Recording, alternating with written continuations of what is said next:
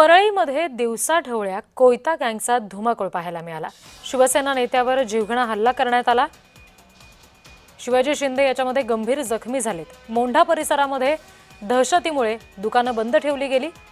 हल्लेखोर फरार झालेला आहे, त्याचा शोध पोलीस घेत आहेत। अत्यंत भीषण अशी ही दृश्य आपण बघतोय। शिवसेना नेते शिवाजी शिंदे या हल्ल्यामध्ये गंभीर जखमी झालेले आहेत। बीडमध्ये दिवसाढवळ्या कोयता गँगची दहशत पाहायला मिळाली आहे।